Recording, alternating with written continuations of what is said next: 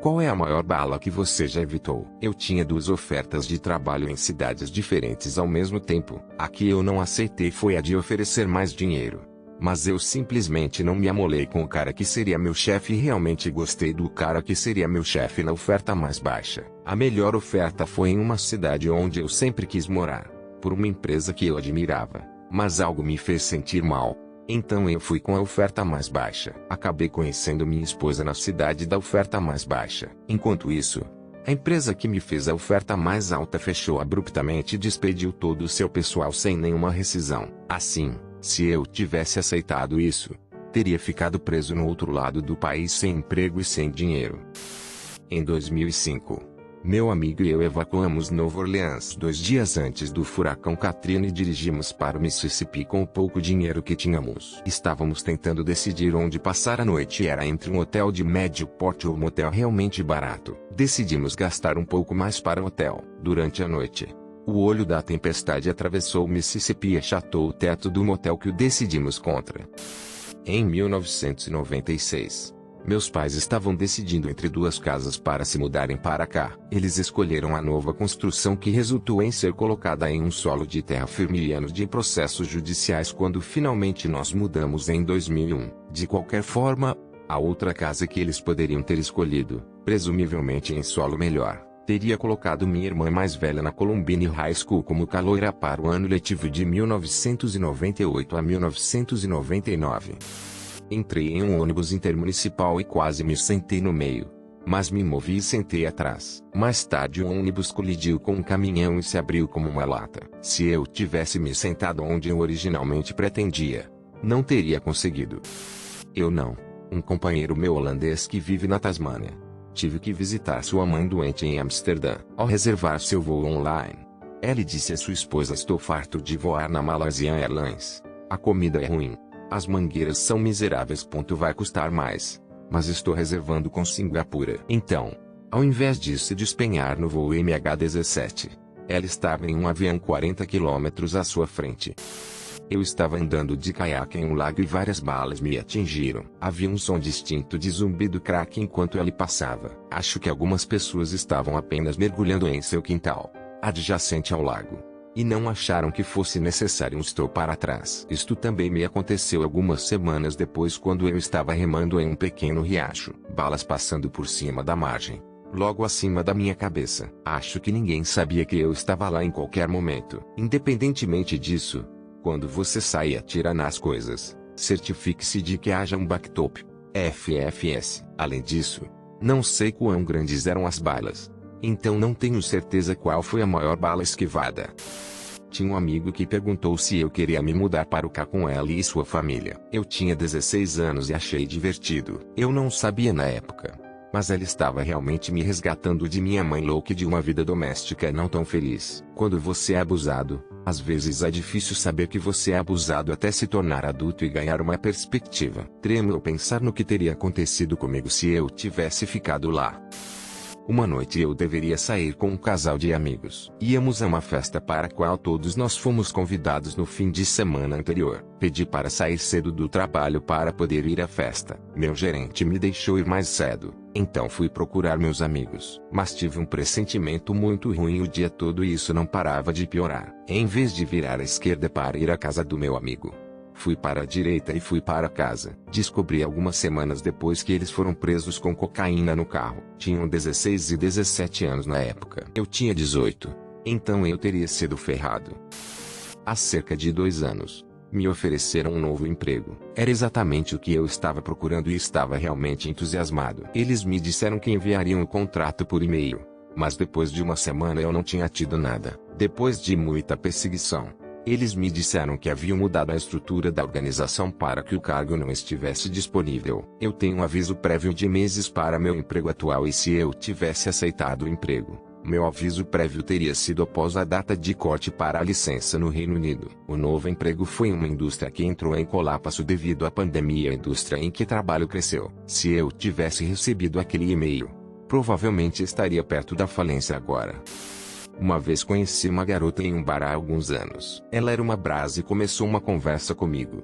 Não me lembro de quê, mas no final, Eu queria convidá-la para sair, mas sendo extremamente tímido, não consegui. Se ela não tivesse começado a falar comigo, eu a teria mirado e evitado, sendo um cara grande e embaraçoso. De qualquer maneira fui ao banheiro para limpar a cabeça e quando voltei, vi minha amiga com quem vim convidá-la para sair. Um cara mal total porque eu lhe disse que queria convidá-la para sair. E fiquei ali com um sorriso embaraçoso esperando que saíssem para que eu pudesse beber minha raiva. Alguns dias depois disso, um amigo mútuo disse que aquele amigo do bar foi assaltado por uma garota que ela havia trazido para seu apartamento. Por isso, ainda hoje eu tenho sentimentos confusos quando vejo. Ficou realmente intoxicado no meio do inverno, nas montanhas, a sudoeste de França. Decidi ir para casa em vez de dormir. Eu estava ficando com alguns amigos, a 1 quilômetro de distância. Então não foi uma longa caminhada. Os amigos com quem eu ficava queriam festejar um pouco mais. 4 horas depois, desviei-me de uma bala quando eles verificaram se eu estava lá em vez de ir direto para a cama. Eles refizeram seus passos e me encontraram em uma vala, coberta de neve, e provavelmente mijo, com minha mosca aberta, do outro lado da rua de onde deixei a festa. 100% teria morrido de hipotermia já que estava congelando e nevando. E só acordei daquele coma no dia seguinte. Eu era um motorista adolescente que não prestava atenção em um cruzamento no cume de uma colina com baixa visibilidade quando o semáforo ficava verde. O carro atrás de mim buzinava quando eu estava prestes a passar por um caminhão. Passou pelo farol vermelho na estrada perpendicular a uma velocidade decididamente ridícula. Se eu estivesse prestando atenção e tivesse ido embora quando o semáforo ficou verde, muito provavelmente eu teria morrido em T. Foi a chamada mais próxima que já tive. Não eu, mas minha amiga. Estávamos em um bar e ela estava conversando com um cara que conheceu em uma garrafa. Quando ela se virou, eu vi colocar algo em sua cerveja. Eu subi, fingi tropeçar, e a derrubei da mão dela. Pedi desculpas, disse a ela que compraria sua próxima cerveja, e quando caminhamos até o bar eu disse a ela o que ela fez. Saímos logo depois. Decidimos pegar uma caixa de cerveja e jogar Mario Kart naquela noite. Eu só fui junto porque ela me pediu, o que sempre fico feliz em fazer. Feliz de ter feito. Estava dirigindo em uma rodovia na faixa certa quando houve um súbito engarrafamento na frente. Eu bati nos freios e estava prestes a desviar para o ombro quando notei que não tinha certeza se o semi atrás de mim poderia parar e não sabia por quanto tempo realmente tínhamos um ombro. A construção estava acontecendo na época. Tomei a decisão de colocar a traseira do carro na minha frente para ficar fora do ombro. O caminhão foi para o ombro. Os freios guincharam. E finalmente consegui parar quando os pneus traseiros de seu trailer estavam nivelados comigo. Ainda bem que não estávamos em uma pista central e que, por acaso, tínhamos um ombro naquele momento. Como bônus, parei a tempo e afinal não bati no carro à minha frente. Apesar de que teria agarrado de bom grado aquela batida, e espero que só tivesse abalado as pessoas à minha frente, no lugar de ser literalmente atropelado por um caminhão.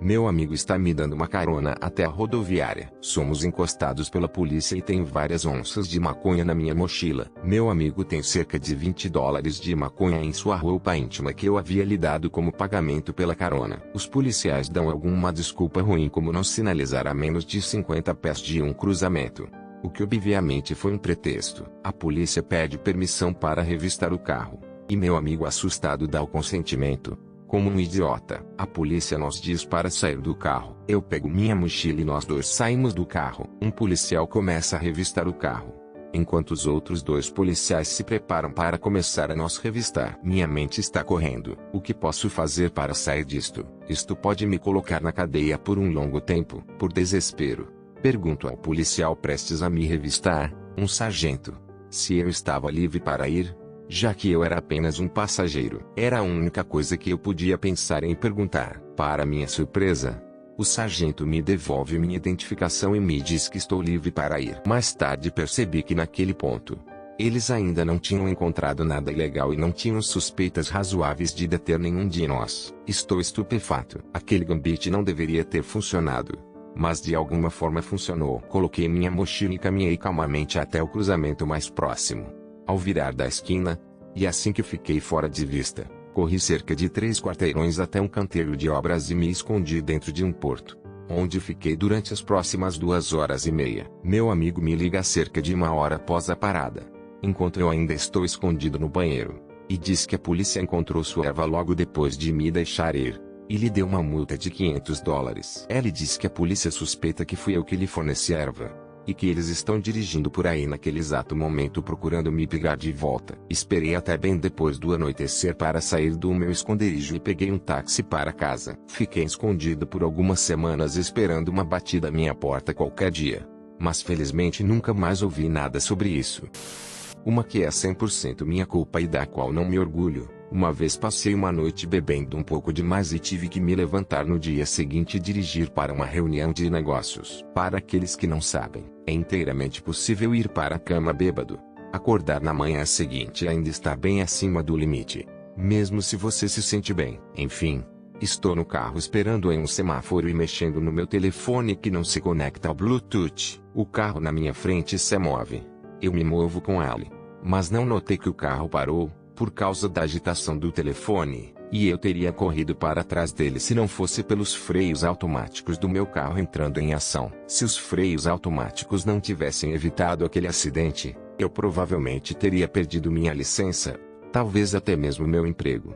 E quem sabe o que mais. Hoje não bebo durante a semana ou se sei que tenho que dirigir pela manhã, e não uso mais meu telefone no carro, nem mesmo no semáforo. Eu combinei com um cara na Tinder que tocou para os Atlanta Falcons. Ele era muito charmoso e parecia simpático. Ele me pediu para voar até Atlantic City para o fim de semana do Memorial Day. Disse que pagaria tudo, passagem aérea, hotel, comida, etc. Mas eu nunca o tinha conhecido antes e ele se recusou a me dar seu número de telefone. Eu me sentia desconfortável voando para encontrar um estranho e disse-lhe que não. 2 semanas depois, ela estava no noticiário por chutar o cachorro de sua namorada. Este acaba de se materializar ontem.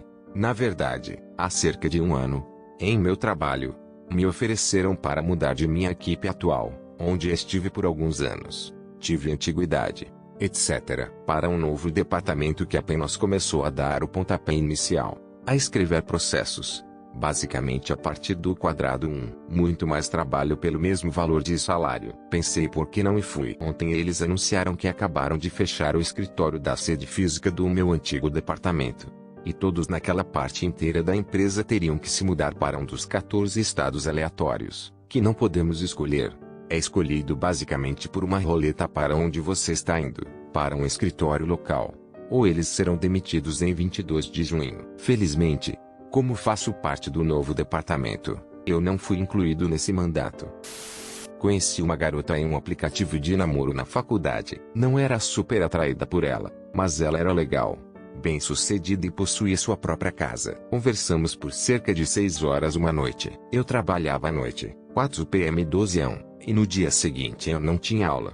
Então eu dormi até cerca de 11 am. Acordei como 5 chamadas perdidas e 10 mensagens de texto, tanto SMS como em diferentes graus de raiva e tristeza, principalmente me perguntando o que ela fez de errado e por que eu já estou ignorando. Pedi desculpas e contei a ela meu horário de trabalho, ao qual ela pediu desculpas. Então ela imediatamente começa a tentar fazer planos para um encontro na noite seguinte. Eu simplesmente não conseguia superar o quão desagradavelmente insistente e pegajosa ela já estava.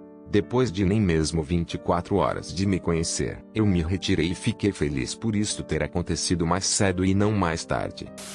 Quando eu era adolescente, eu estava muito doente. Eu tinha uns 40 quilos e não conseguia segurar a comida. Eu sabia que algo estava errado comigo, mas os médicos estavam falsamente sob a impressão de que eu tinha um distúrbio alimentar, e pensavam que eu estava mentindo e que meus pais estavam me capacitando. Em uma visita ao hospital quando eu tinha 17 anos, um médico me mentiu e me enganou para participar de um programa de distúrbio alimentar contra a minha vontade. Eles continuavam me dizendo que iam me manter no hospital por 3 a 6 meses e tinham todo este programa planejado para mim. E me colocaram em uma dose insanamente alta de medicamentos para a ansiedade que me transformou em uma pessoa zumbi. Eles não me contavam muitas informações aos pais, mas minha mãe os pegou tendo convulsões secretas sobre mim que não queriam que ela ouvisse. Estávamos começando a ter vibrações que poderiam me afastar à força de meus pais. Então inventei uma desculpa para deixar o hospital e disse que voltaria dentro de alguns dias. Mas nunca mais voltei. Esperei 1 ano muito duro sozinho e sem tratamento até completar 18 anos, quando eu era legalmente adulto e não podia ser sequestrado RS. E então me senti seguro o suficiente para tentar dar outro tratamento médico. Finalmente descobri que eu tinha lúpus o tempo todo. Me assusta pensar no que teria acontecido comigo se eu tivesse sido forçado a fazer tratamento de desordem alimentar por anos sem motivo. E não tivesse recebido nenhum tratamento para a doença bastante perigosa que eles tinham tanta certeza de que eu não tinha RS. Todos tinham boas intenções e os médicos salvam tantas vidas. Muitas vezes são pessoas realmente muito boas, mas eu odeio que pessoas como eu escorreguem pelas rachaduras e quase morram às vezes. Para aqueles que se perguntam, eu não tomei nenhuma medida legal. Honestamente, isso não me ocorreu porque eu tinha ido a muitos médicos diferentes por 5 anos naquele momento. E sempre tive a mesma experiência, não sendo acreditado, eles tentando forçar o tratamento por distúrbios alimentares ou doenças mentais, etc. A última visita ao hospital foi apenas o terrível clímax da história. Eu não conheci nenhuma diferença porque para mim isso era exatamente como era o sistema médico. Em retrospectiva, gostaria de ter feito muito, mas espero que o sistema melhore e isto pare de acontecer. Muito amor aos que têm histórias difíceis semelhantes. E também aos enfermeiros e médicos que são compassivos.